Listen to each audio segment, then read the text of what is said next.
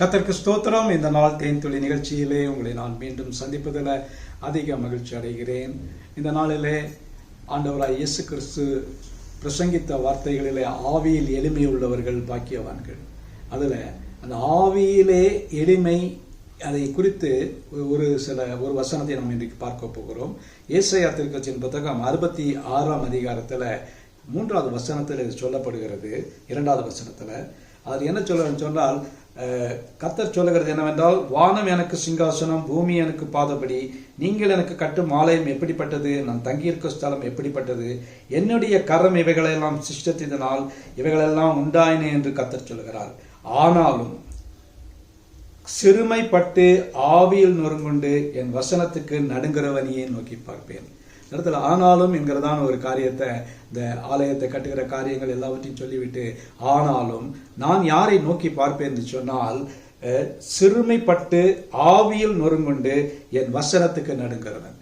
சிறுமைப்பட வேண்டும், ஆவியிலே நொறுங்கப்பட வேண்டும், ஆவியிலே எளிமையாக இருக்க வேண்டும், அதோடு கூட வசனத்துக்கு நடுங்குகிறவர்களாக இருக்க வேண்டும். அப்படிப்பட்டதான ஒரு நிலையிலே நம்முடைய ஆவிக்குரிய வாழ்க்கை இருக்கும் என்று சொன்னால், அவனையே நான் நோக்கி பார்ப்பேன் என்று சொல்கிறார். இன்னைக்கு நம்முடைய தேவன் யாரை நோக்கி பார்க்கிறார் என்று சொல்கிற வேளையில நம்ம நினைக்கலாம், என்னை நோக்கி பார்ப்பாரா என்று.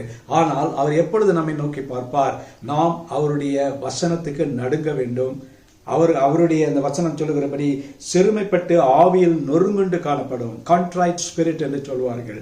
அப்படிப்பட்டதான ஆவியிலே நொறுக்கப்பட்ட நிலையிலே நாம் காணப்படுவோம் என்று சொன்னால், அவர் நம்மை நோக்கி பார்க்கிறவராயிருக்கிறார். இன்று அவர் நம்மை நோக்கி பார்க்க வேண்டுமா? இந்த வசனத்தின்படியாக செயல்படுவோம். நல்ல ஆண்டவரே, நன்றியோட துதிக்கிறோம், ஸ்தோத்திரிக்கிறோம். இந்த வேளையில கூட விசேஷமாக உம்முடைய வார்த்தை சொல்லுகிறபடி ஆவியிலே நொறுங்குண்டு ஆண்டவரே என்னை நோக்கி பார்த்து என்னுடைய வசனத்துக்கு நடுங்கிறவனை நான் நோக்கி பார்ப்பேன் என்று சொன்னவர். எங்களை இந்த நாளிலே நீங்க நோக்கி பார்க்க வேண்டுமா ஜெபிக்கிறோம். அப்படிப்பட்ட ஒரு எளிமையான ஒரு இருதயத்தை நீர் எங்களுக்கு தர வேண்டுமா ஜெபிக்கிறோம். மீட்பர் இயேசுவின் நாமத்தில் ஜெபிக்கிறேன் நல்ல பிதாவே, ஆமேன் ஆமேன். கர்த்தர் உங்களோடு இருப்பாராக. இந்த நாள் உங்களுக்கு ஒரு ஆசீர்வாதமான ஒரு நாளாக அமையட்டும்.